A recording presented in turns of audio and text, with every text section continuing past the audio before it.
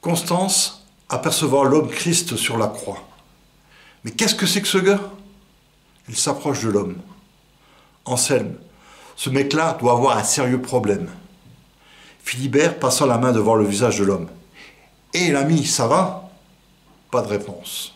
Constance, si vous voulez mon avis, ce gars-là n'est pas du coin.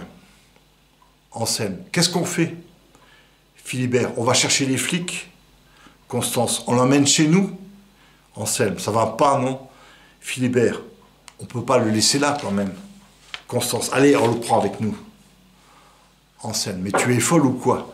La seule chose à faire, c'est de foutre le camp d'ici. Philibert, en le laissant là? Anselme, et alors? Chacun sa merde. Constance, bon, vous faites ce que vous voulez, mais moi je l'amène à la maison. Anselme, mais t'es complètement taré, ça va pas, non?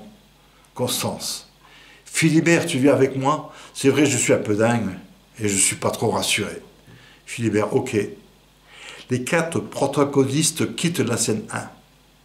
Constance tenant l'homme Christ par le bras.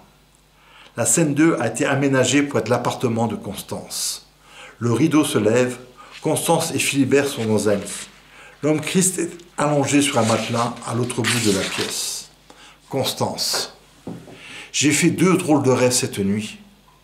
J'ai rêvé que mes neurones étaient des petites bulles qui s'échappaient de mon crâne et s'éparpillaient à l'infini. Chaque bulle enfermait le poids d'une pensée pesante, d'un souvenir indigeste. Tout cela était égaré aux étoiles pour toujours, et les bulles qui restaient dans le fond de mon crâne se regardaient et riaient, d'un rire subtil, léger comme un murmure qui emplit tout. Ma boîte crânienne, la chambre, le monde, l'univers. Ma conscience se sentait enrobée de cet univers et était à l'aise comme une entité vouée à l'exploration sans fin. Voici mon autre rêve. J'étais une femme préhistorique. Il y avait des insectes rampants qui m'accommodaient, alors je les écrasais, mais leurs antennes avaient des yeux rouges au bout qui s'allongeaient et me poursuivaient partout. Philibert.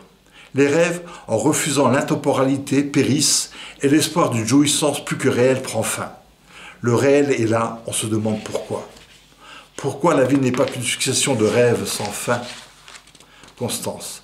J'ai l'impression que l'histoire d'hier s'est passée il y a 300 ans.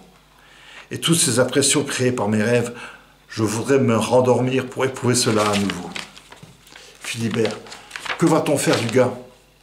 Je ne sais pas. Faut réfléchir. Philibert. Faut réfléchir, mais vous mieux trouver une solution le plus rapidement possible. Constance. Constance resta hermétique au problème posé par l'homme étrange. Philibert. Je vais faire un tour dehors. Il sort de scène. Constance. Le brouillard s'est levé. Les hommes, redevenus visibles, recommencent à s'égarer dans le labyrinthe des pensées. Les choses, elles, restent ce qu'elles seront toujours, à moins qu'elles aient une âme. Objet inanimé, avez-vous une âme? Il ne me reste plus qu'à abattre les cloisons pour me libérer mes neurones pleins d'ennui. Nos pauvres esprits pris au piège lamentable des conventions, des cloisons, des rideaux rouges à l'infini. On les transperce carrément à la vitesse grand V, l'abolition de j'ai oublié. C'est pas grave. Voilà la case trop pleine de bon sens qui va me le rappeler. Mais je la transperce également. J'en sors dégoulinante de matière en décomposition. Je n'ai jamais autant senti de vomi. À table, me crie une voix. Oh non, ça fait longtemps que je n'ai plus faim du tout, pour toujours.